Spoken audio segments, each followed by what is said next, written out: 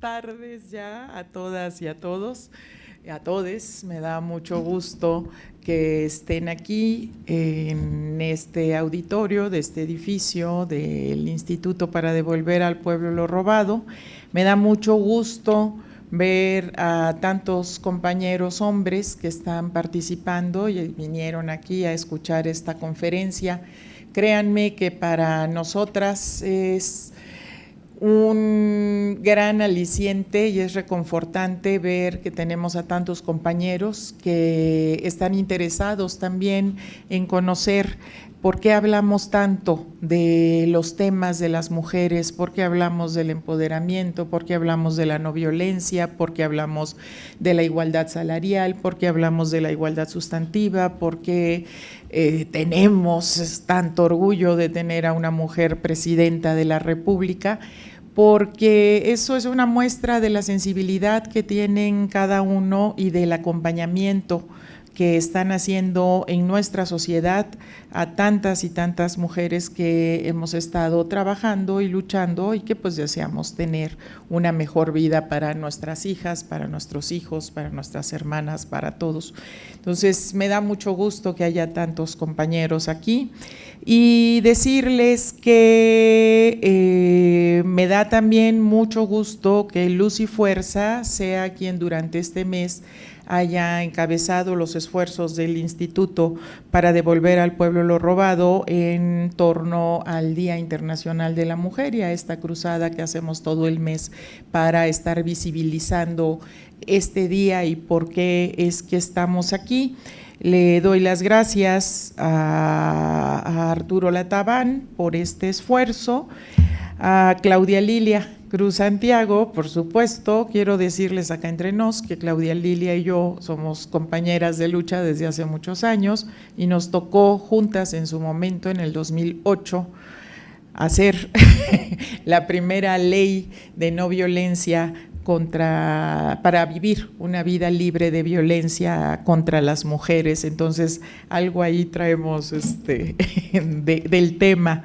Y, por supuesto, hacer un reconocimiento a Eduardo Gursa, que es nuestro director ejecutivo de Fiduciario y Liquidación de Activos, y al licenciado Arturo Orsi. Muchas gracias. Solo tengo un reclamo para ellos y para la gente de mi equipo, que están por ahí, Vanessa, es que no hayan invitado a todos los demás del INDEP. ¿Qué se creen? O sea, ¿por qué nada más Luz y Fuerza? La presencia aquí esta mañana, este día de María de la Luz, nuestra compañera, vale como para que hubiéramos convocado a todo el INDEP y que escuchara la conferencia que amablemente nos ha querido regalar, obsequiar este día. Y cuando dijo Lataván, perdóname, cuando dijo de que viene gratuitamente, pues es que yo les voy a decir una cosa: cuando estamos en esta lucha de a de veras, es gratuito, lo hacemos de corazón, porque lo que queremos es que cada día más hombres y más mujeres estén conscientes de la realidad que vivimos y de cómo podemos hacer para construir un estado mejor. Y pues bueno, dicho esto, la experta es María de la Luz. No les voy a quitar más tiempo. El reclamo, apúntenlo para que hagamos esto extensivo a todas las áreas del INDEP. Y Vanessa, si esto lo podemos grabar y lo podemos transmitir también en todas las redes, porque efectivamente ustedes son de Luz y Fuerza del Centro en Liquidación, pero son parte del INDEP. Son una parte importante del INDEP y nosotros somos una parte importante de Luz y Fuerza. Entonces, sí, tenemos todos que caminar juntos, máxime en este trabajo que es visibilizar la situación de las mujeres. Vamos a tenerles que dar alguna tarea extra a Luz y Fuerza para que este ejercicio se repita, aunque no sea marzo, para todas y para todos. Y pues no habiendo más comentarios de mi parte, para que oigamos a la experta, declaramos inaugurado este evento con motivo de la conmemoración internacional del Día de la Mujer. Le damos las gracias, te damos otra vez las gracias, María de la Luz, y vamos a escuchar los desafíos de la mujer en el ámbito laboral en México, que es un tema sumamente importante y nos interesa a todas y a todos. Muchas gracias y que sea para bien de todas. Hasta luego.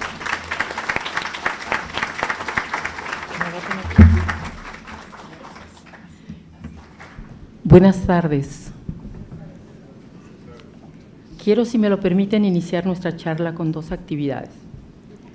La primera, agradecer la oportunidad de conocerles a la directora de esta institución, muchas gracias, la arquitecta Mónica Fernández Balboa, al maestro Arturo Lataván López, como él bien ya me hizo favor de comentarle, un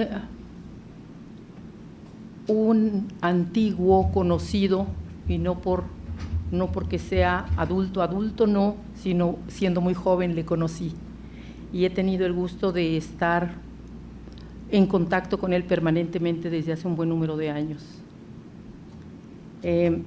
Actualmente ocupando este cargo de responsable del proceso de desincorporación de Luz y Fuerza del Centro en liquidación. Desde luego al licenciado Arturo Orsi, que nos hace hoy el favor de acompañarnos, al contador Eduardo Bursa, muchas gracias por estar por aquí, gracias siempre, pero particularmente a ustedes, mujeres y hombres que hoy me hacen el favor de arroparme en este espacio, que hace muchos años, no les digo cuántos porque van a hacer cuentas, era la Dirección General de Profesiones.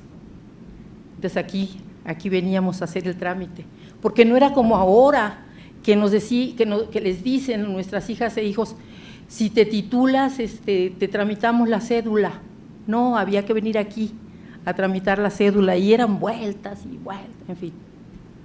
Si hacen cuentas van a adivinar. Gracias por regalarme un ratito de su mañana o de su media tarde. ¿Me abren a la diapositiva 1, por favor? Esa es. Hoy vamos a platicar un tema que nos interesa en particular a todas las mujeres. Vamos a platicar de nosotras. Hoy vamos a hablar de nosotras. Nosotras, las mujeres jóvenes, las de mediana edad, las envejecientes.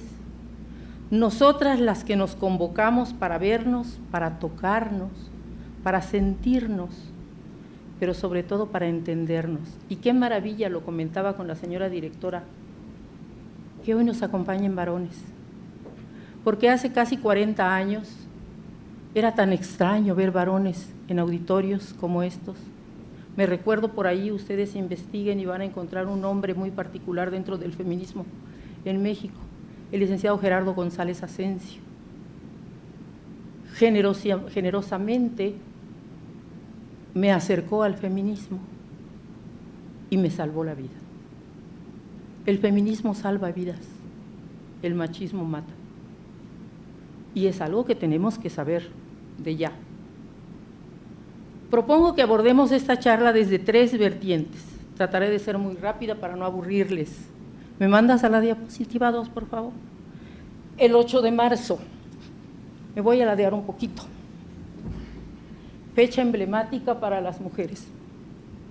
Esto va a ser lo primero que abordemos. La diapositiva 2, la que sigue, perdón, la siguiente. Los derechos de las mujeres. ¿Cómo hemos...? No, eso muy bien. Así, ¿me ven? No puedo ocultarme, ¿qué le hago? Los derechos de las mujeres, ¿cómo hemos logrado su positivación? ¿Qué significa positivizar el derecho? Y la diapositiva que sigue, pendientes por atender. Y en su caso, yo espero que nos dé tiempo, que podamos preguntarnos. No todo lo sé, no todo lo saben, y entonces ahí quedarán huecos, pero son huecos que ustedes van a llenar, espero. Voy a iniciar compartiéndoles algo que ocurrió hace algunos años, como 30 o más. Y les voy a comentar el contexto. Yo trabajaba en un colectivo de lucha contra la violencia a las mujeres.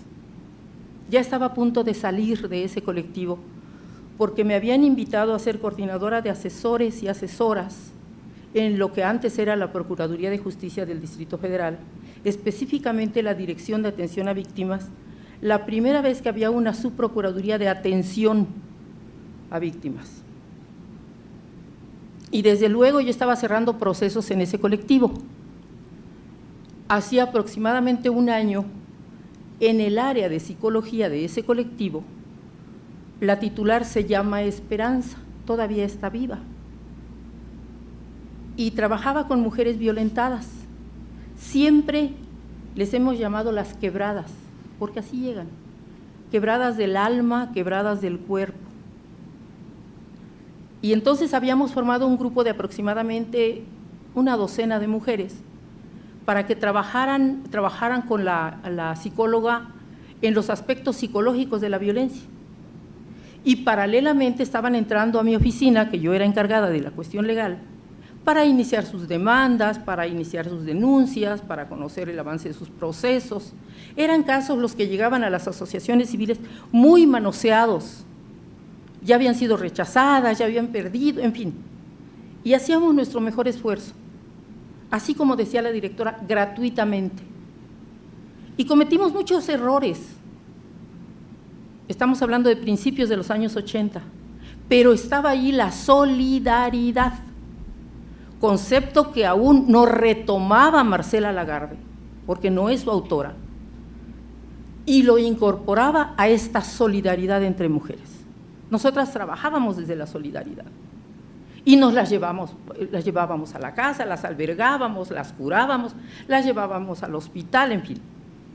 Y un día X iniciamos el curso de cierre y en este curso de cierre esas 12 mujeres ya estaban, entre comillas, listas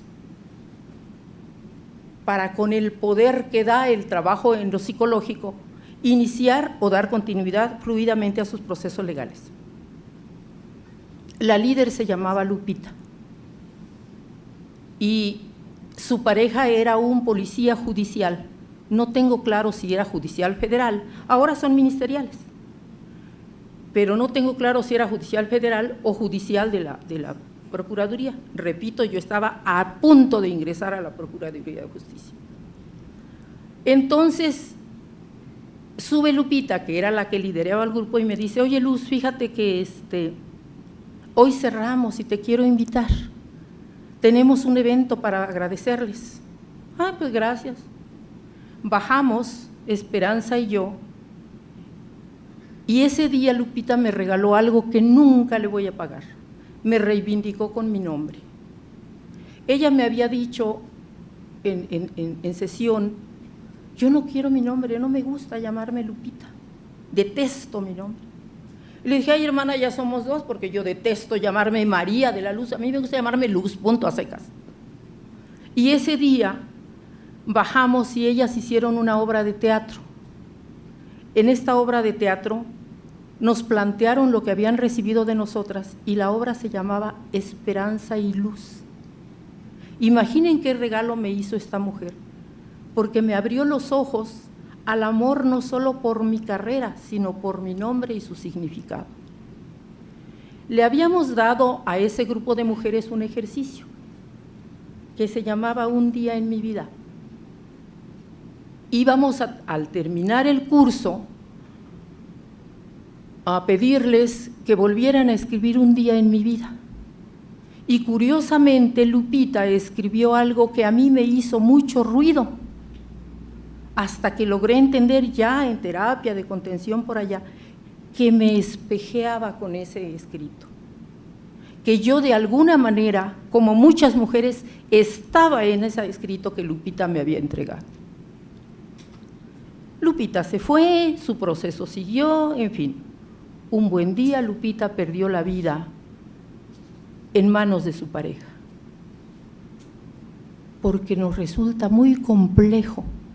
Luis Fernando, que es psicoanalista y que hoy me acompañó, es mi hijo, orgullosamente feminista. le decía yo creo que no soltamos todo por más procesos terapéuticos que pasemos. Y me dijo, efectivamente no soltamos todo, algo se quedó, pero no solo se quedó en Lupita, se quedó en mí. Y hoy quiero compartirles ese escrito de Lupita a ustedes. ¿Les parece? Así empezamos.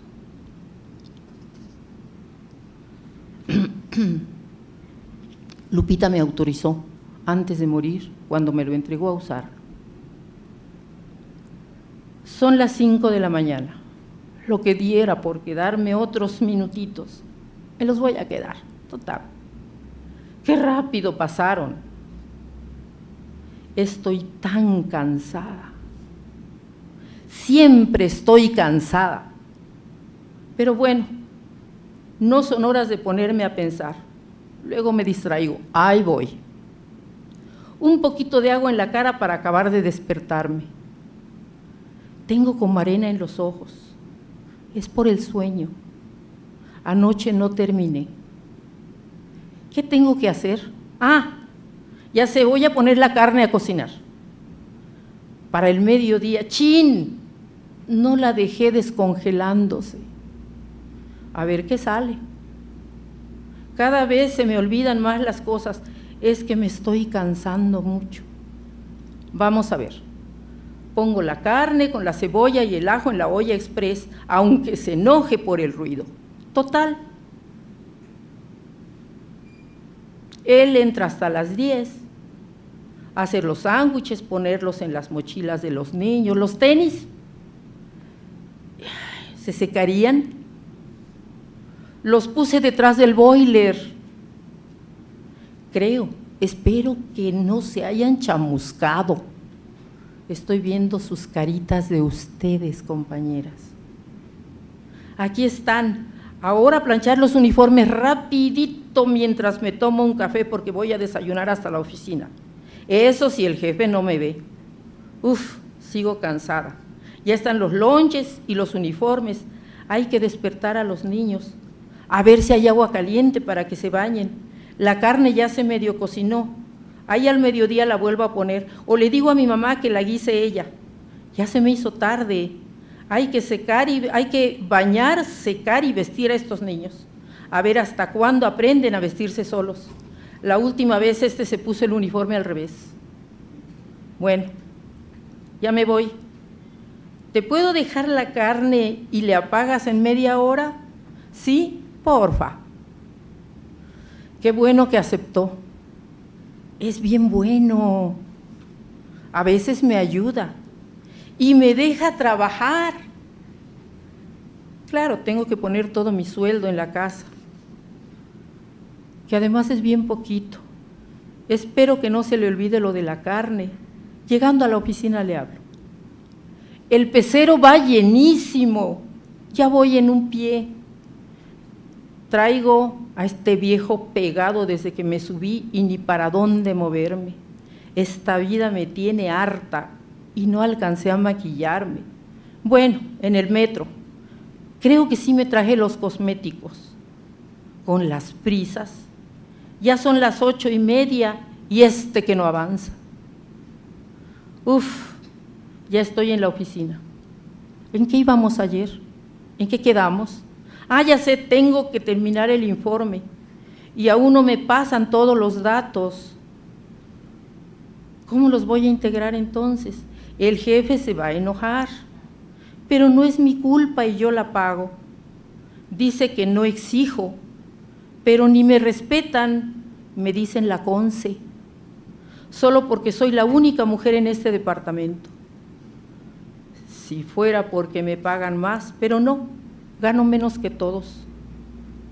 Entro primero y salgo después, y luego mi jefe. Lo malo es que para colmo me pide acompañarlo a tomar su cafecito. Dice que para que se le baje cuando yo la regué. Viéndome. No me dice nada, pero ni falta que hace. Me trae cohibida y le tengo miedo. Me desnuda con los ojos. Y esa sonrisita. No tarda en proponerme cosas. Por lo pronto, Hoy seguro me dice, qué bonita blusa y qué bien le ajusta. Parece disco rayado. Ni siquiera es original para piropearme. Ay, Lupita, si no fuera porque soy casado, la sacaba de trabajar. Pues sí, pero hoy estoy cansada para contestarle. Creo que tengo fiebre, no dormí bien. Y luego le hablé a aquel y se le quemó la carne. Tengo que pasar por comida hecha, como si me sobrara el dinero. Son las 5, pero de la tarde. Ya llegué. Mi suegra enojadísima, porque no alcanzo a acertar a atender bien a los niños. Mi mamá apenada porque la señora la regañó. Del papá de mis hijos, ni sus luces. Tengo que comer algo, lavar, tender camas, ni modo.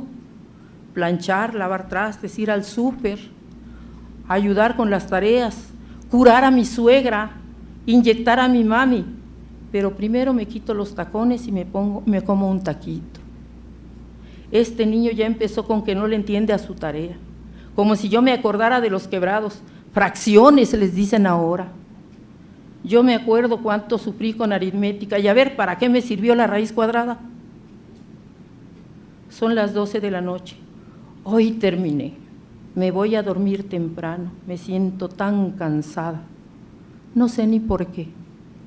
¿Le suena esto? ¿Alguien me presta mi agüita? Han pasado más de 30 años. ¿Les es familiar, sí o no?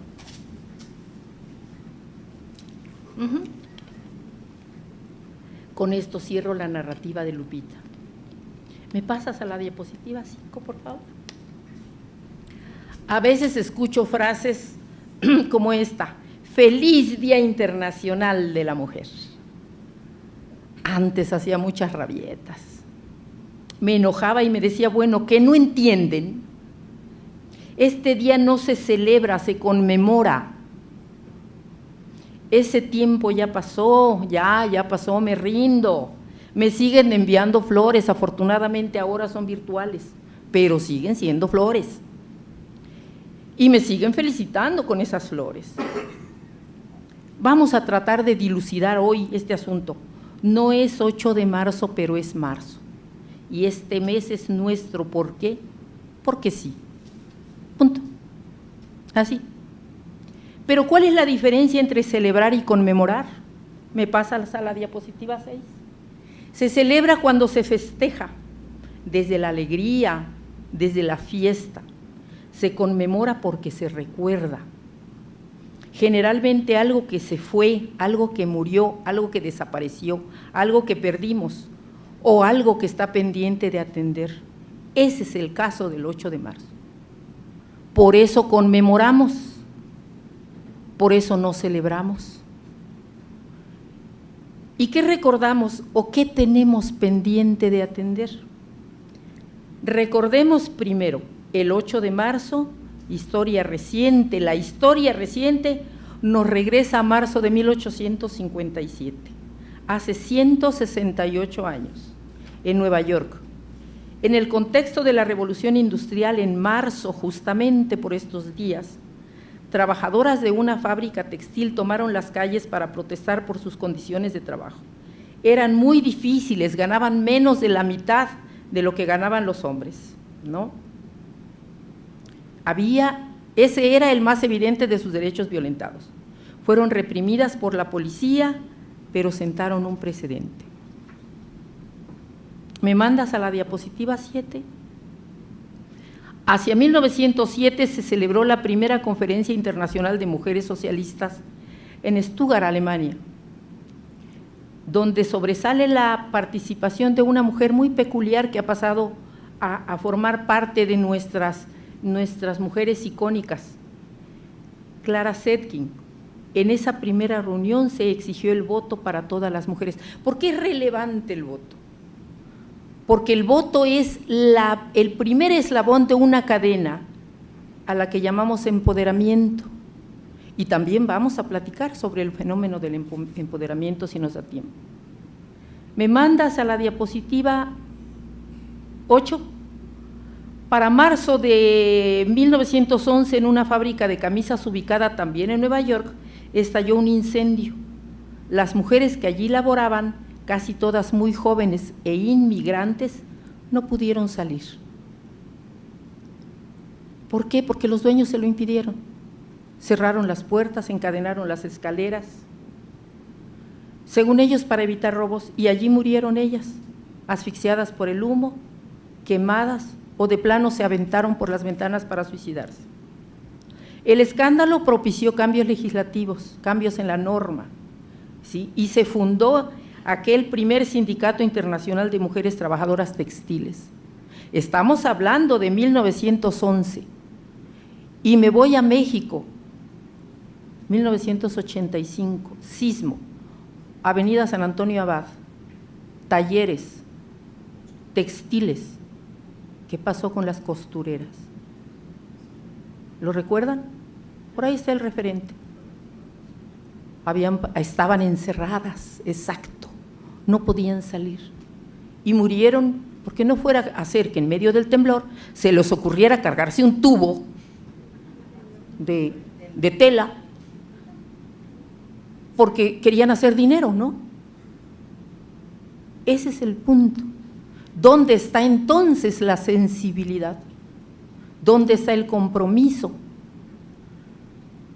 En 1910 se llevó a cabo el segundo Encuentro Internacional Socialista de Mujeres y allí otra vez Clara Zetkin, delegada alemana, propuso establecer ese día, el 8 de marzo, como el Día Internacional de la Mujer. Estamos hablando de 1910. ¿Qué pasaba en México en ese momento? ¿Lo recuerdan? El estallido de la Revolución Mexicana. Y en México también prendió el movimiento. En México específicamente, a finales de esa década, la particular de Venustiano Carranza le presionó y le presionó y le presionó para que le permitiera acudir al primer congreso feminista que se celebró en Yucatán. Y a regañadientes el barbudo se lo permitió. Pero como ¿por qué tenemos que seguir pidiendo permiso para reivindicar nuestros derechos? ¿Me mandas a la diapositiva 9? ¿Es esa?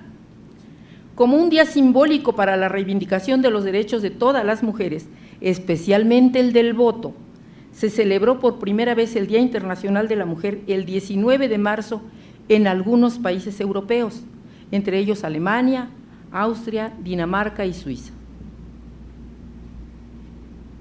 ¿Me mandas a la 10, por favor? En el mundo, sin embargo, es hasta 1975 que la ONU, en el contexto de una celebración del Año Internacional de la Mujer en México, o sea, en México se celebra ese primer Año Internacional de la Mujer, en 1975. La gran mayoría de ustedes no era ni proyecto. Bueno, pues ya se estaba celebrando en nuestro país este año internacional, ¿no? Y en ese contexto la ONU acepta la existencia de esa fecha como algo viable, en 1975, pero no se aprueba hasta que hay una reunión en pleno que tardó nomás 2 años en organizarse, para 1977. ¿Me mandas a la diapositiva 11, por favor? El reconocimiento se da hasta ese año, cuando en el Pleno de la Organización de las Naciones Unidas, la Asamblea General adopta el 8 de marzo como el Día Internacional de la Mujer. Por favor, pásame de la 12 a la 19. Y estos son algunos esquemas de cómo las mujeres hemos ido participando, independientemente de que hacia 1977 se aprueba formalmente, se establece ya para efectos de planeación económica, de planeación del desarrollo, etcétera, etcétera, en los países con la incorporación de los derechos de las mujeres en estos planes. Independientemente de eso, ya desde, como les decía, desde mucho tiempo atrás, desde principios de siglo, ya hay movimientos incipientes de búsqueda de la reivindicación de los derechos en muchos países del mundo. Y entonces, desde estos primeros tiempos del siglo pasado, los países estaban ya en efervescencia en esta mitad de su población. Por eso, entonces, no podemos afirmar que un solo evento, por doloroso que fuera, dio origen a la fecha del 8 de marzo. No, no es un solo evento. Son muchos eventos que van generando un consenso para definir una fecha que nos permitiera a todas las mujeres en todo el mundo recordar aquello que hemos pasado y lo que tenemos pendiente para alcanzar el ejercicio efectivo de nuestros derechos en un plano de igualdad con los hombres. Es cierto que las condiciones de las trabajadoras han mejorado, eso no se puede negar. En general, las condiciones de las mujeres han mejorado, en muchos sentidos, ¿no? Pero hay pendientes. Por eso el 8 de marzo sigue siendo una jornada de lucha por conseguir una equiparación real entre mujeres y hombres en todos los aspectos de la vida y en todos los momentos de la vida. Ahorita estamos viviendo situaciones muy críticas y por más que quisiéramos esconderlas, no se puede. No podemos levantar la alfombra y fingir que nada está pasando. Si ustedes abren periódicos, redes sociales, se van a dar cuenta que todos los días desaparecen niñas, ¿no es cierto? Jovencitas, mujeres maduras. ¿A dónde van? Tenemos que buscar la manera de saberlo para poder tratar de resolver. Las mujeres seguimos viviendo condiciones difíciles. No niego que los hombres las viven, sí. La eterna pregunta en todos los cursos, en todas las conferencias es, a ver, ¿las mujeres viven violencia y que los hombres no? La pregunta es una respuesta. ¿Quién infiere violencia a los hombres? Otros hombres. ¿Y quién infiere violencia a las mujeres? Ahí está la respuesta. Y entonces no se trata de ser hombres contra mujeres, no. Se trata de por fin entendernos como personas, como familia, como grupo, como Estado. Tenemos que poder encontrar estrategias que nos permitan ir resolviendo. Los derechos de las mujeres, ¿cómo hemos logrado su positivación? No ha sido fácil, ha costado un gran esfuerzo, ha costado dolor, ha costado tristeza, ha costado alianzas, ha costado rabietas, desilusiones. Allí en ese movimiento, en ese proceso, el movimiento organizado de mujeres, bien llamado movimiento feminista, ha sido protagonista principal. Cuando yo empezaba en este asunto, recuerdo la cara de mi madre, agachaba la cabeza y decía, es que mi hija es feminista. Sí, yo ya setenteo, yo sé que me veo de 40, no hagan caso, ¿no? Pero cuando yo era joven y entré en este movimiento, es que mi hija es feminista. Y entonces éramos la oveja negra de la familia y lo compartimos las mujeres feministas envejecientes. Ahora muchas mujeres se ponen el saco de feministas. ¡Qué maravilla! Pero es un saco pesado y cuando hace calor, ¡ay, que quisiera una quitarse el saco! Y cuando hace frío, ¡ay, que me arrope más poquito! No es una vergüenza, porque no es un movimiento que contradiga o que vaya enfrente del machismo, no. El feminismo es, por un lado, una teoría, un conjunto de ideas, eso es una teoría. Es un conjunto de estudios que nos permite entender una cuestión que atraviesa ese conjunto de estudios. ¿Por qué? Históricamente las mujeres en todas las sociedades, en todos los tiempos, hemos vivido violencia, en todas sus formas. Esa es la gran pregunta que el feminismo intenta contestarse. Pero también es una acción política y por eso vemos ahora a las chicas desfilando, marchando, protestando. Es una acción política y hace muchos años las mujeres de mi generación, también nos amarramos en las rejas de la Secretaría de Gobernación para exigir que hubiera cambios. Y lo logramos, y tomamos la Cámara de Diputados, y tomamos la Suprema Corte de Justicia para exigir que hubiera cambios. Y a mí no me apena, fui y soy activista. Y también el feminismo es una acción, un conjunto de actos para ayudar a otras, a atender viendo a los ojos. ¿Qué te pasa? ¿Dónde te duele? ¿Cómo te pegó? ¿Cómo te violó? ¿Cómo te laceró? ¿Cómo te lastimó? ¿Qué puedo hacer? El hombro con hombro, brazo con brazo, ojo con ojo. O sea, son tres vertientes. Nada tiene que ver con el machismo. El machismo es una posición frente al ser mujer. ¿Y por qué soy superior? Porque soy hombre, punto. Igual que hace un momento les decía, ¿y por qué el mes de marzo es nuestro? Porque así lo decidimos, punto. Pero no hay razonamiento detrás. Entonces no podemos contraponer al feminismo y al machismo. No son tesis contrarias, de ninguna manera. El machismo no es tesis, el machismo es una serie de actos de violencia contra las mujeres. Entonces, cambiar las cosas no ha sido fácil. ¿Qué implica positivizar un derecho? Es volverlo norma, porque hay distintos derechos. La vida es un derecho. ¿Nacemos con él?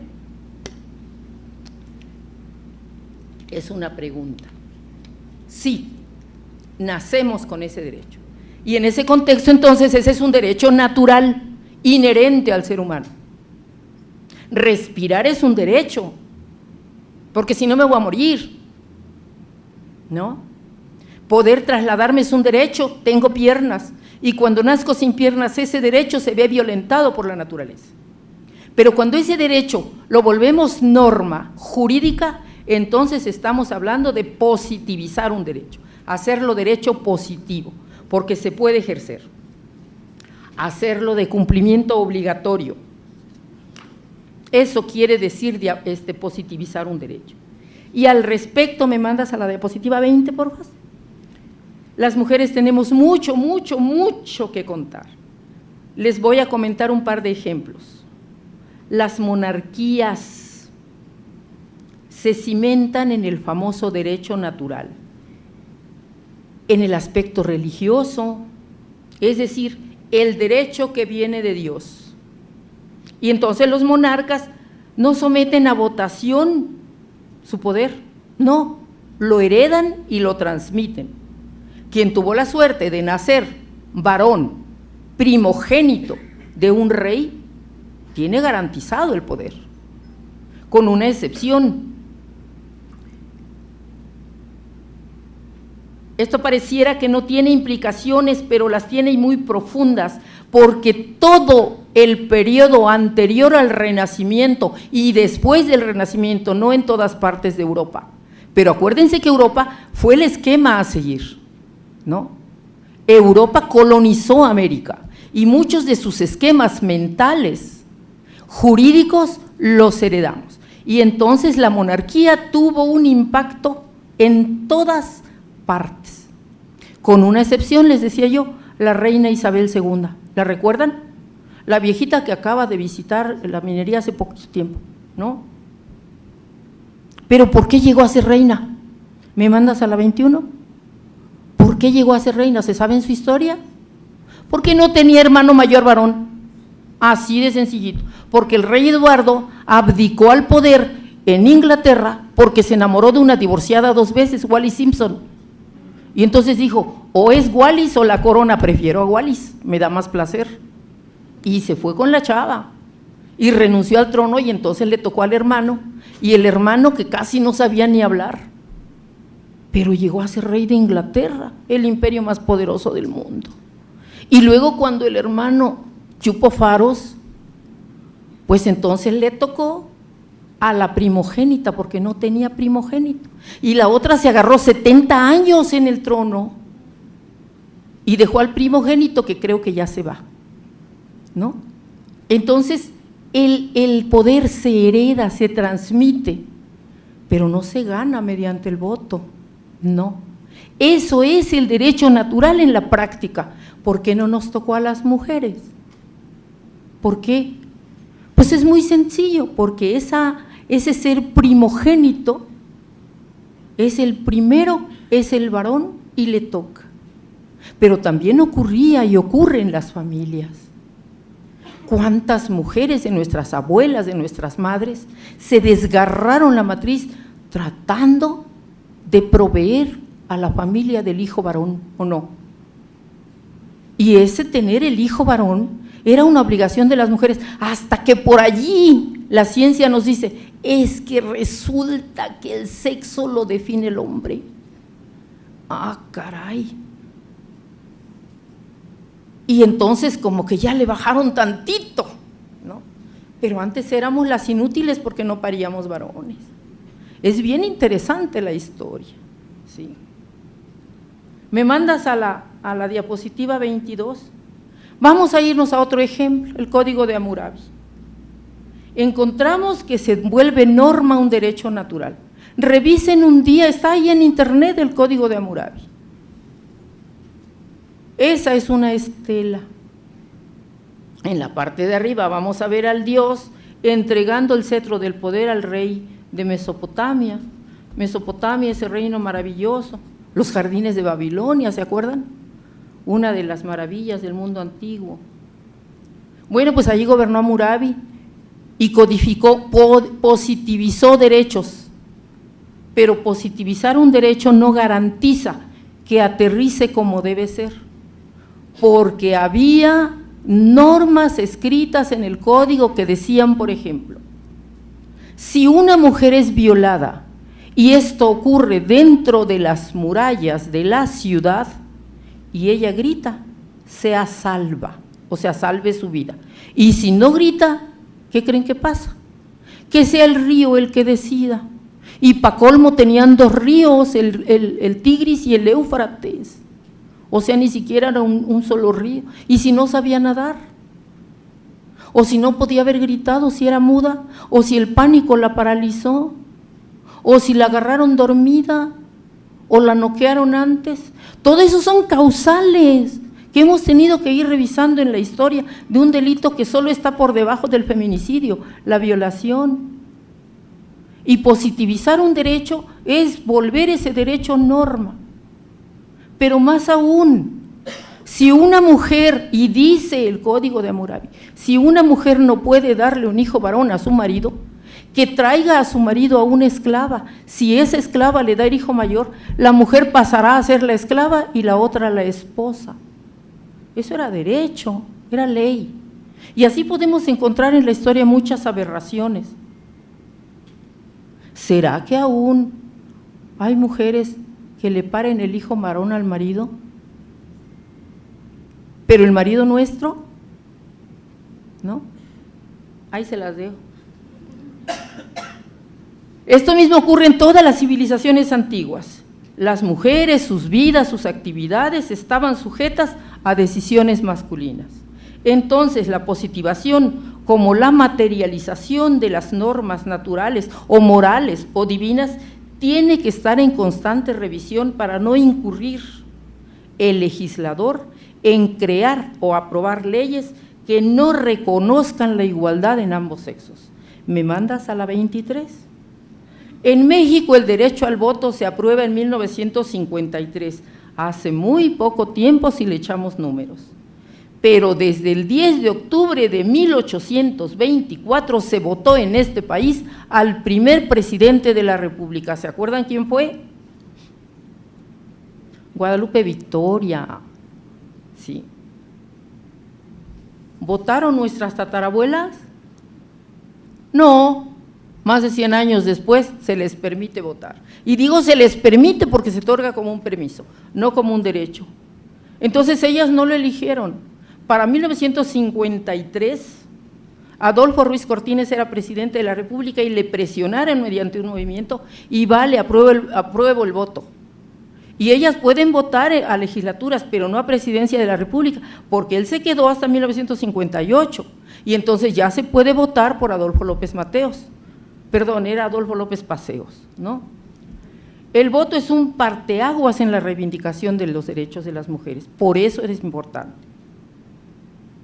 Y esta lucha no es de ese momento, es mucho antes. Para 1910, por ejemplo, se funda un grupo, me mandas a la siguiente, al que denominaban las hijas de Cuauhtémoc. Analicen el nombre. ¿Por qué no las hijas de la Malinche? No. O de Isabel Moctezuma.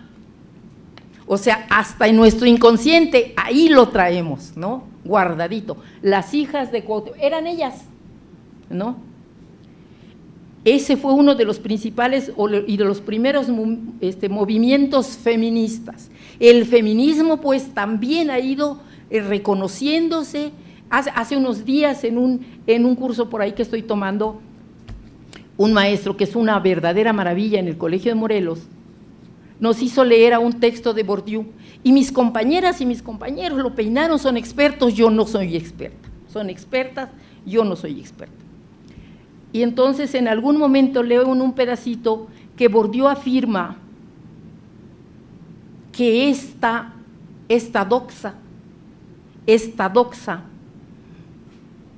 imperante en nuestro tiempo hace que las mujeres nos tengamos que quedar en el ámbito privado.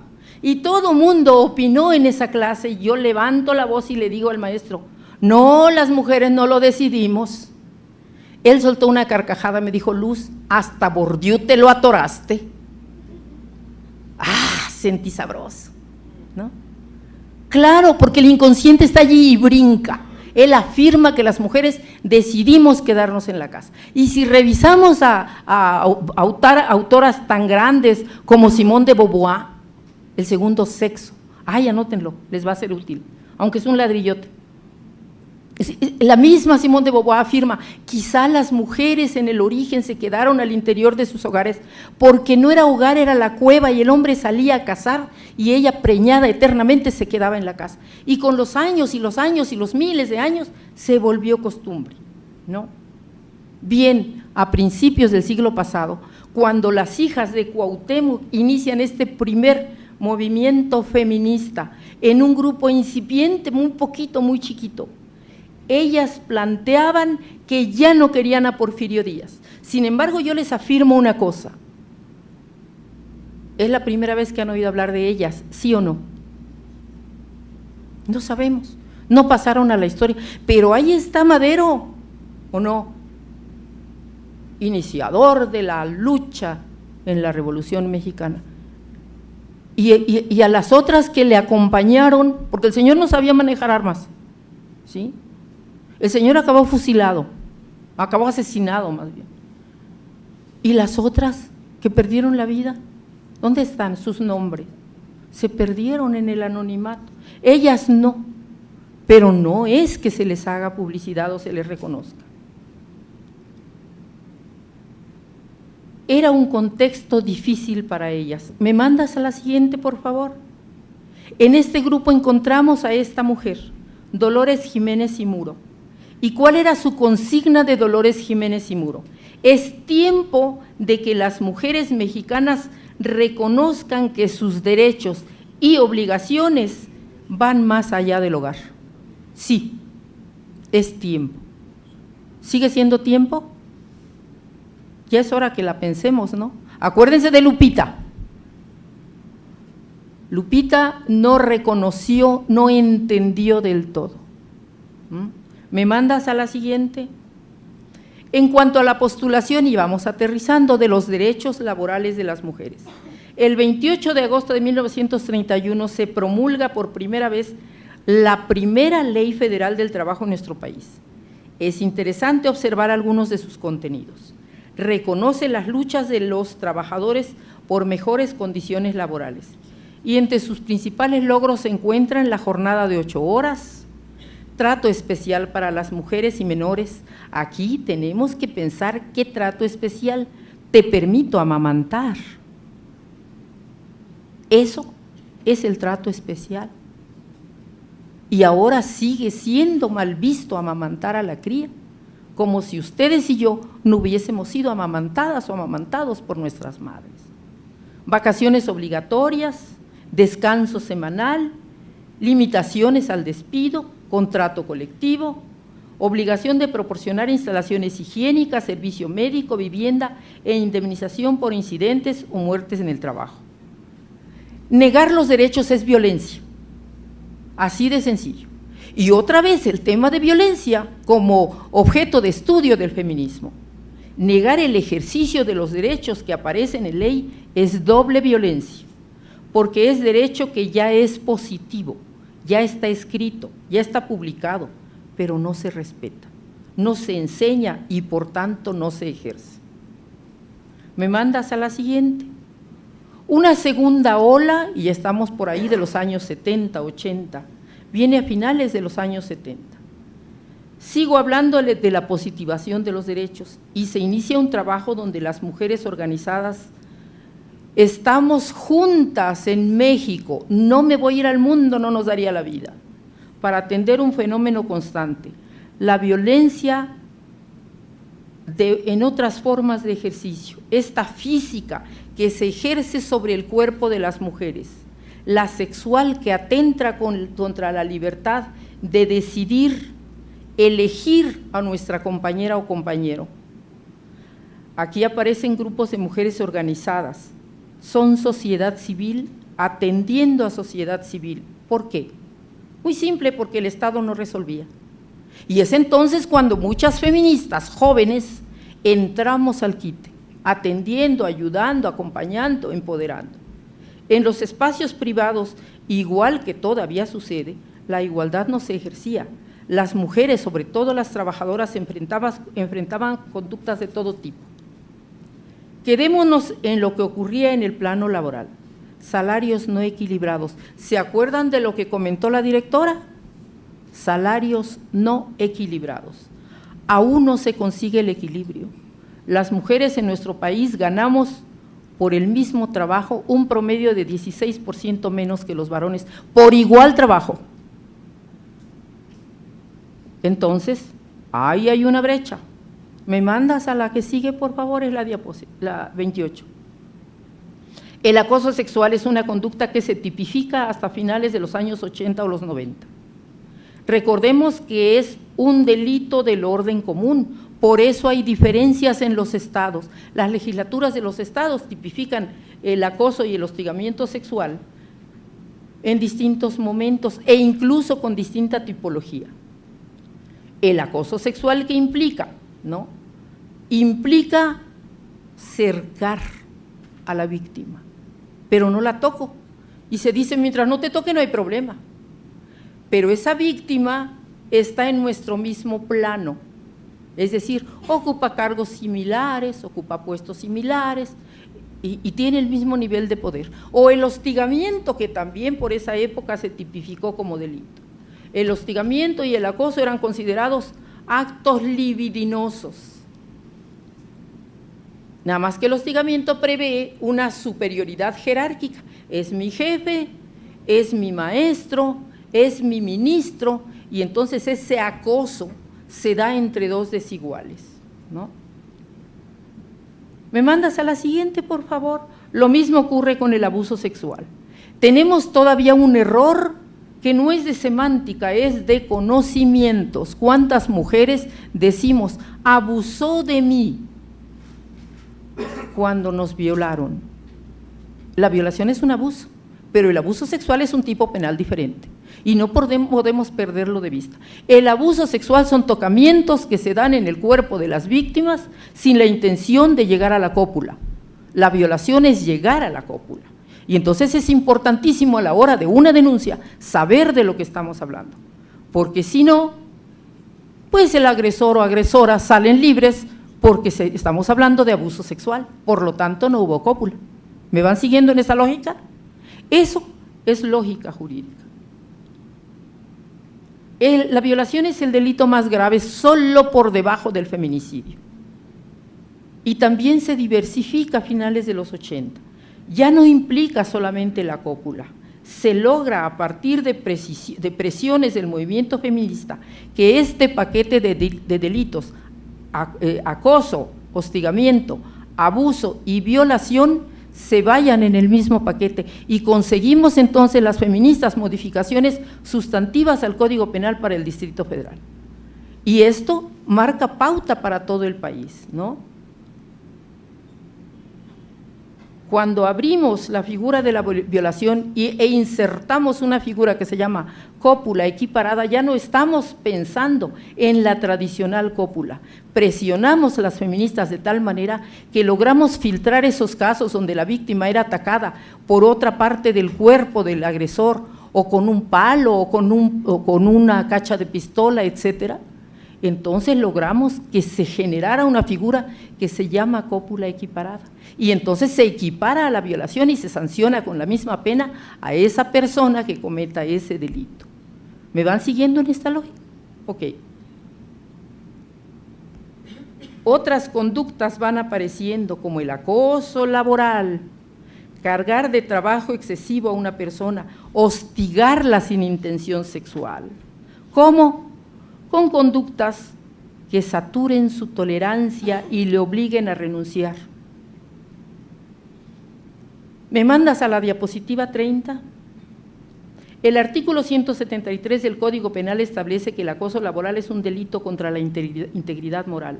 La pena prevista para este delito es de prisión de 6 meses a 2 años. ¿Y cuáles son las características del acoso laboral? Que los actos sean hostiles o humillantes, que los actos sean reiterados, que se realicen en el ámbito laboral, que el agresor se aproveche de su relación de superioridad, que los actos sean graves, y para demandar por acoso laboral se puede acudir a la Junta de Conciliación y Arbitraje. Pasamos al tercer rubro que les propuse, pendientes por atender. ¿Cómo andamos con este? ¿No les ha aburrido? ¿Seguras, seguros? Con este recorrido breve. No olvidemos que nuestro país es como una colcha de colores. Si cada color representara a las mujeres que lo habitan, nos veríamos tan distintas. Somos distintas, de todas las edades, de distintos colores de piel, de distinta estatura, de distinto peso, de distintos gustos, pero sobre todo vivimos en lugares distintos. Yo les invito a que un día cierren los ojos y piensen en quiénes habitan este territorio o quiénes habitamos, quiénes estamos, y yo bromeo mucho porque yo nací en la Ciudad de México, hija de padre y madre guerrerense, y entonces, pues soy guerrerense porque la Constitución lo dice, pero por nacimiento soy chilanga, y entonces vivo ahora en Morelos, y a veces cuando vengo volteo y digo, ¡ay, qué edificio tan alto! ¡Ay!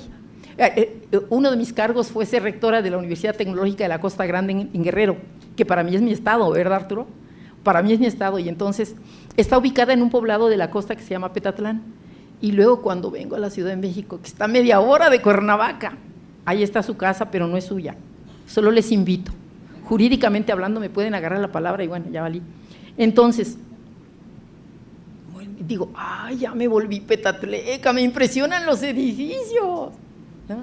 Claro, la Ciudad de México es un monstruo, inmensa, de las más grandes del mundo, y aquí vivimos, o viven ustedes, mujeres citadinas, hombres citadinos, pero allá lejos hay ejidos, hay comunidades, hay personas que se dedican a distintas cosas, a múltiples labores y muchas sin remuneración. Podemos trabajar como oficinistas, como jefas, como directivas, servidoras públicas, políticas, maestras, médicas, abogadas, economistas, ingenieras, literatas, filósofas, campesinas, cuidadoras de ganado. No piensen mal, estoy hablando de vacas, chivas, etcétera. Más recientemente plomeras, electricistas, carpinteras, entre muchos espacios que ocupamos. Allí desplegamos nuestros conocimientos, habilidades y experiencias. ¿Cómo llegamos hasta ahí? A veces el cansancio, como a Lupita, nos agota. A veces rechazamos saber, pero es fundamental en el proceso de nuestras vidas ubicarnos, sabiendo quiénes están del otro lado de los cerros, de los volcanes, del valle, ¿no? ¿Cómo formamos parte de estos grupos familiares, sociales? Y en este contexto, si entendemos por qué vivimos este estilo de vida, vamos a comprender en qué se funda nuestra historia como la mitad o un poco más de habitantes de este mundo y de este país. Pero además, y siempre lo tenemos que agregar las feministas para que no se nos y se les olvide, somos más de la mitad de la población, pero parimos a la otra mitad. Y no lo pueden olvidar los varones, pero nosotras menos, porque los cambios también y en muchos sentidos están en nosotras. Y entonces, ¿cómo se dan los cambios? Pensando en lo que tenemos pendiente.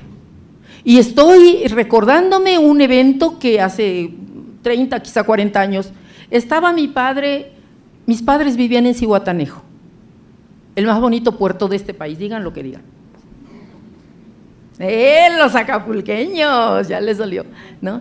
No, miren, estaba mi padre platicando con el flamante nuevo presidente municipal de Zihuatanejo y le comentó, oye, ¿y vas a dejar a la gente? No, profe, todos se van, yo traigo a mi equipo. Y yo andaba por ahí rondando. Y le dije, el día que en este país las y los trabajadores conozcan sus derechos, a los ayuntamientos les va a ir mal por los laudos. Han pasado 30 años. ¿Cuál es el lado flaco de los ayuntamientos? Los laudos. No hay modo de pagarlos. Están quebrando los ayuntamientos. Porque las y los trabajadores conocieron sus derechos, ¿sí o no? Y entonces demandan despido injustificado y ganan los asuntos. ¿Por qué? Porque llega el equipo nuevo, arrasa. Yo estoy en contra completamente de la famosa curva de aprendizaje, pero sería motivo de otra plática, porque para mí, para Luz Vega, uno de los primeros actos de corrupción es sentarme en una silla y no saber ni qué voy a decir, no saber nada de mi trabajo, no saber nada de mi normativa, de mis procesos, de mis manuales, y no sé nada, y me siento. Lo de menos sería sentarme, cobro, ¿y de dónde cobro? De lo que pagamos, del erario, ¿sí o no? Por eso entonces es importantísimo saber, ¿no? Tenemos muchos pendientes. Lo ideal sería que no tuviéramos que reivindicarlos, pero no nos queda opción, tenemos que seguir reivindicándolos.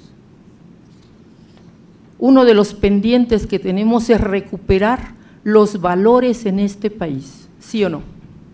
¿Por qué? Porque también el tema es de valores. Y aquí estamos comprometidas las mujeres y comprometidos los valores. ¿Por qué? Porque un ejemplo de antivalores es esa famosa curva de aprendizaje de la que les hablo, que finalmente tiene un nombre y se llama corrupción, ¿no?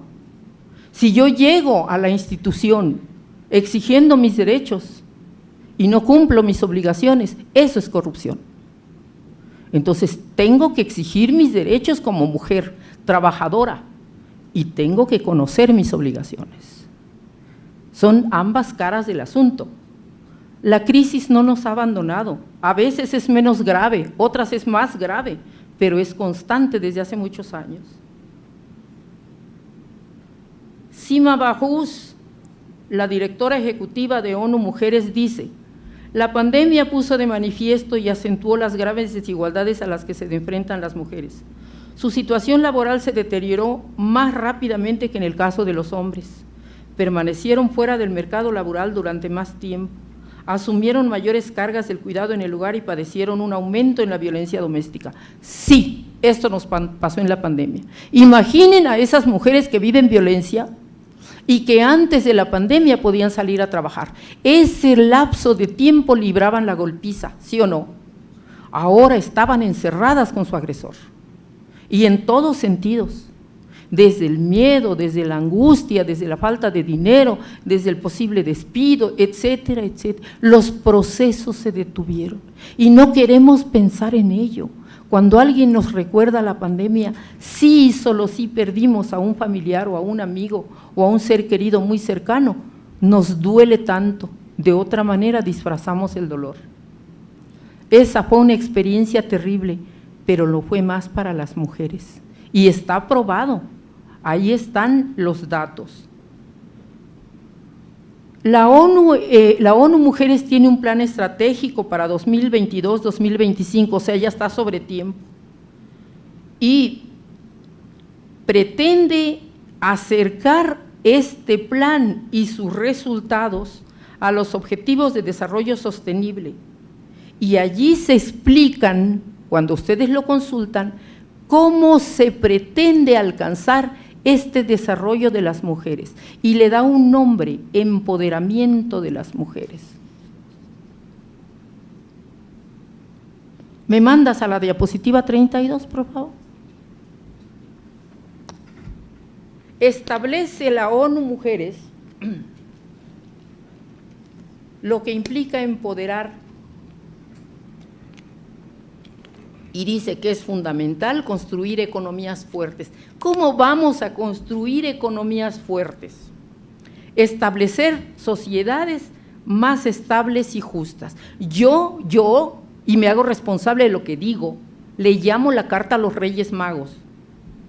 Alcanzar los objetivos de desarrollo, sostenibilidad y derechos humanos acordados internacionalmente. Todavía tenemos pendientes en las cortes, ¿sí o no?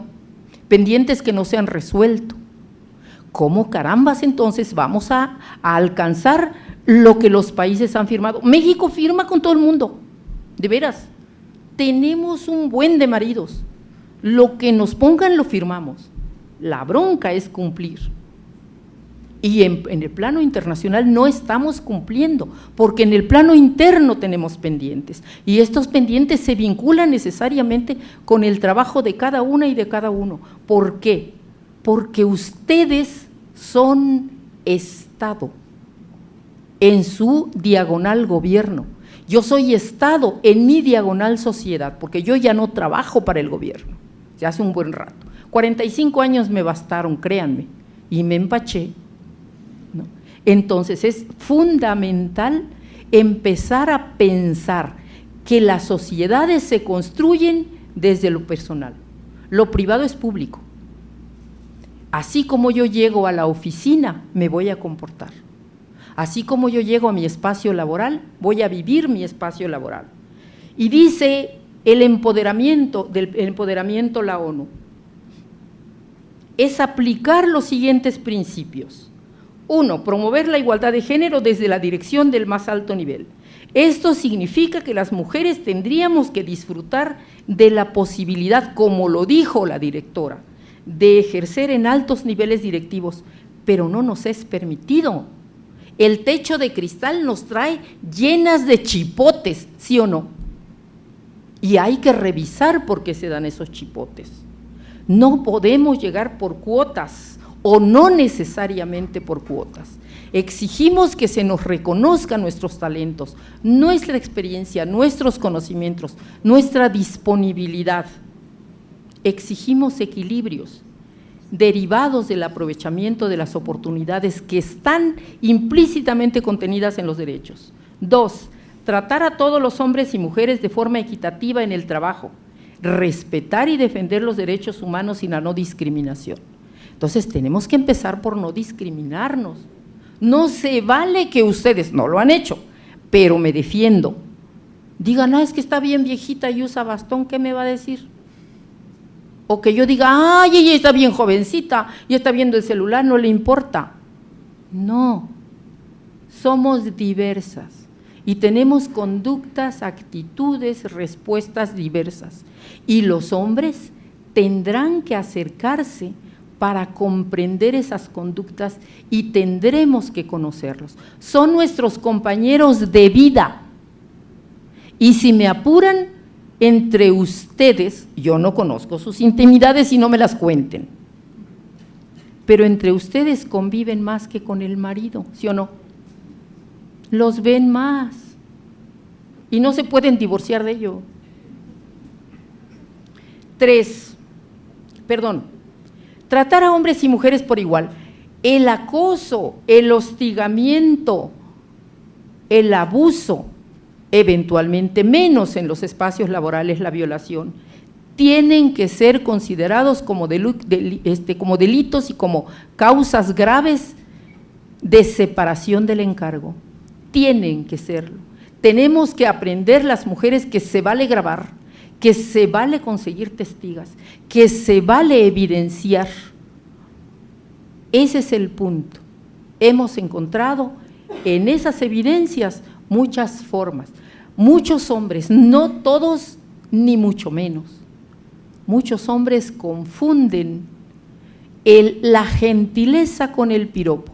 El piropo es una conducta a las que las mujeres, sobre todo las más jóvenes, decimos no, no te lo pregunté, no desahogues tu inconsciente en mi cuerpo, en mis ojos, en mi pelo, en mi mirada, no, guarda silencio, punto.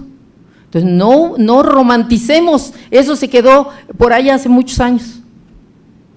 Velar por la salud, la seguridad y el bienestar de todos, hombres y mujeres en el trabajo. En el sector público se cuenta con el ISSSTE, estamos hablando de México, en las empresas con el Seguro Social, pero ¿qué porcentaje de mujeres que trabajan sobre todo en la economía informal cuentan con servicios de salud?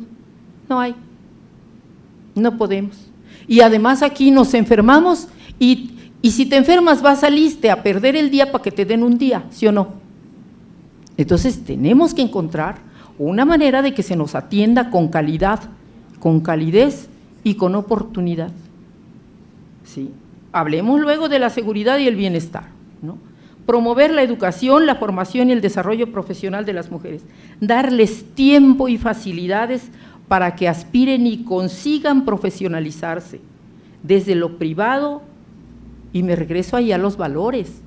Se vale considerar la igualdad desde adentro del hogar. ¿Tú quieres estudiar ingeniería? Lléguele, mi reina. Tu hijo, ¿quieres ser chef? ¿Quieres estudiar gastronomía? Lléguele, mi rey. O sea, no se vale pues imponer y no se vale arrebatar. En mi generación se decían, ¿qué vas a estudiar? Te vas a casar.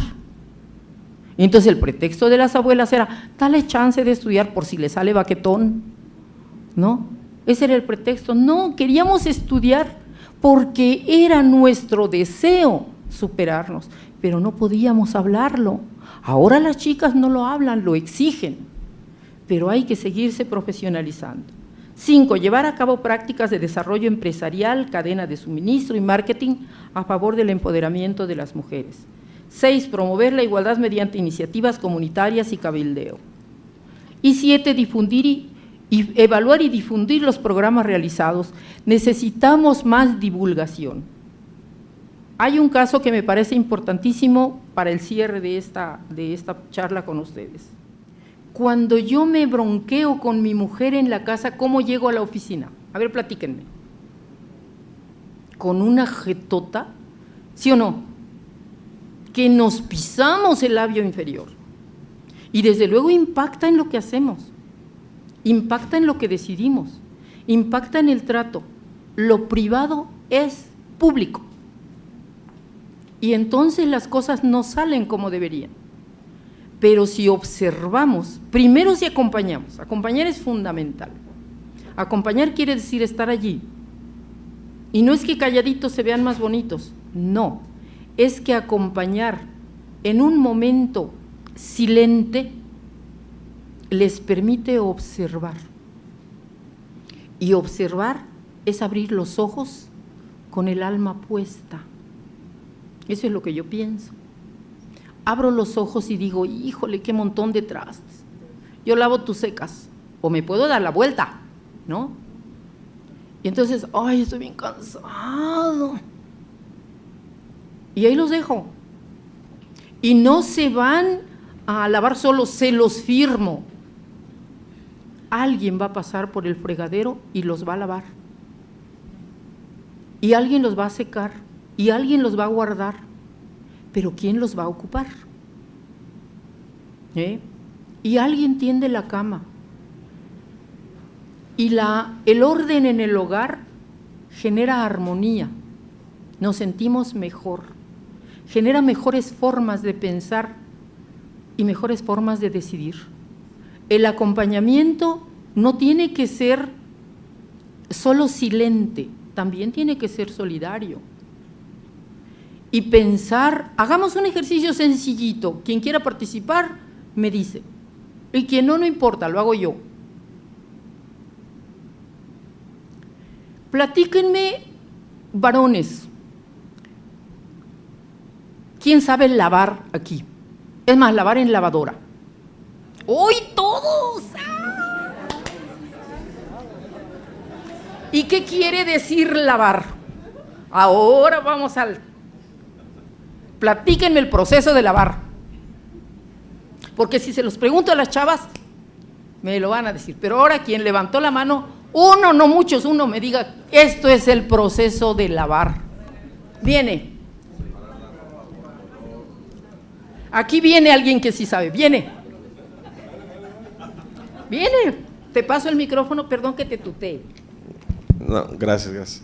Digo, en mi casa, en su casa, el proceso es separar. No lo digas porque me hagan daño. Separar primeramente la ropa por color, ¿no? Es importante también las texturas para efectos de que la ropa no se percuda, ¿no? Aquí voy a salir especialista, ¿no? Primeramente, una vez separada la ropa por color, hay que ver la manera en cómo se ingresa a la lavadora para ver qué tipo de detergente se utiliza, ¿no? Porque la ropa percudida necesita un detergente más especial que la ropa, digamos, de color, por así decirlo. Obviamente, después de terminar el primer ciclo, se viene el suavizante y posteriormente, pues, obviamente, ya viene el secado, ¿no? Y atender la ropa de color, sobre todo cuando hay mucho sol, para que la ropa quede bien brillosa, llamémosle así, ¿no? Ese tema, digo, si me gustaría dejar la acotación, ese tema porque lo sé, digo, en mi casa, insisto, como comentaba en su casa, mi madre es madre soltera y tengo 2 hermanas, entonces prácticamente viví la mayor parte, si no es que todo mi ciclo. Escuchen esta segunda parte, ¿de dónde viene el conocimiento? El conocimiento viene a raíz de que, como digamos, en su casa mi mamá era la que hacía los deberes del hogar. Ella también es profesionista y también es arquitecta. También es un tema bastante complejo porque generacionalmente fue la única arquitecta que salió en su generación y obviamente le costó bastante trabajo conseguir un puesto. Pero bueno, lo que comentaba es porque, digamos, en su casa, todas eran mujeres, ¿no? Entonces esos trabajos domésticos nos tocaba repartirlos entre todas las personas, incluyéndome, ¿no? Por eso conozco un poco, digamos, ese tema del ciclo de lavado, pues, ¿no? Pero digo, así es como se lava en mi casa, su casa, ¿no? Gracias. Te reitero, no me afirmes que es mi casa, porque tenemos cuántos testigas y testigos aquí. Gracias. ¿No? Es broma. En fin, eso es lavar. Pero no para allí. Luego hay que recoger, luego hay que doblar, luego hay que meter en los cajones. Eso es trabajo doméstico. Luego viene la planchada. Y hay que clasificar, y hay que bajar, y hay que rociar, y hay que extender el burro, sacar la plancha, planchar, y luego colgar, y luego llevar al closet, y luego viene la comida, y hay que antes ir al súper y elegir la carne y las verduras y tal. Eso es trabajo. ¿Y quién lo paga? Nadie. Ese es el punto. ¿Está reconocido como trabajo que debe ser remunerado? Sí. Ya está la norma. Pero la parte efectiva, es decir, ya está subjetivado el derecho. Ya está en norma e internacional. El tema es acá, cómo se aterriza en los hechos. Por eso es importantísima la reflexión, la observación, la participación. Y luego viene la revisión de lo propio, es decir, la autocrítica. ¿Lo estoy haciendo? O acá el compañero, porque también develó algo. Yo lo heredé del conocimiento de mi madre. Allí estaba y él lo capturó, lo hizo propio y a partir de allí empezó a ejercerlo en su vida. Pero sabemos, ahí, cuando yo les pregunto a muchos hombres, ¿qué saben de trabajo? No, yo sé lavar, yo sé planchar, yo sé… Ahora defíneme qué es lavar.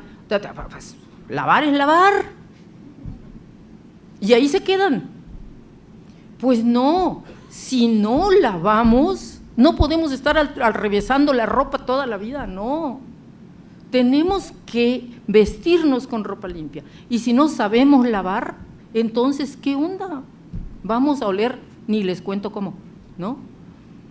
Si no sabemos cómo hacer para no hacerle así al plato y ahí servir la comida, nos vamos a enfermar. Pero esta persona que nos acompaña, sea la madre, sea la compañera de vida, sea la hija, si ella lo hace, se va a cansar. Y si se cansa, va a tomar decisiones. Y las decisiones nos pueden afectar. Entonces, es fundamental, primero, considerar que lo privado es público. Desde allí viene. Y yo les puedo firmar que aquí don Arturo Latabán sí es feminista, aunque no me lo reconociera.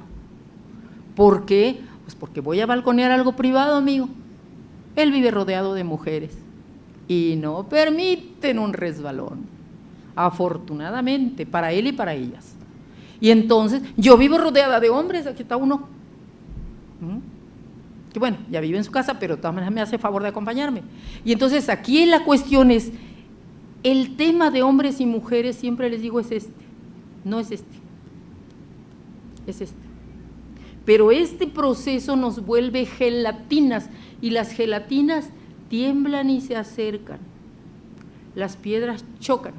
Si las gelatinas tiemblan y se acercan y se revuelven, se vale revolvernos en la casa, en los espacios públicos, le hace parques, el camión, los cines, el teatro, la calle, la banqueta. Se vale conocernos, se vale el buenos días, se vale el provecho, se vale que le vaya bien, se vale. Y en el trabajo, observar a la compañera y al compañero. Es fundamental, y es fundamental la vergüenza de decir, iba primero, le tocaba, era su trabajo, yo solo me colgué de su trabajo. Se vale no aprovecharnos. Es decir, si ustedes analizan lo que les estoy diciendo, el tema se llama valores, así de sencillo. Entonces tenemos que recuperar los valores desde lo privado. Y si ustedes revisan su normativa, allá hay valores. Y si yo les hiciera un análisis aquí, que no evaluación, y les pidiera que me definieran qué es eficacia y qué es eficiencia, más de uno y más de una cojearían, ¿sí o no? Porque no nos hemos puesto a analizar qué significado tienen en la norma esos valores. Revisémoslo. Espero haberte contestado, amigo. Muchas gracias. ¿Alguien más? Muchas gracias. Y queremos hacer entrega de este diploma en el cual pues se reconoce la parte en la que de manera extraordinaria nos diste y nos aportaste estos conocimientos. Así es que enhorabuena y muchas gracias.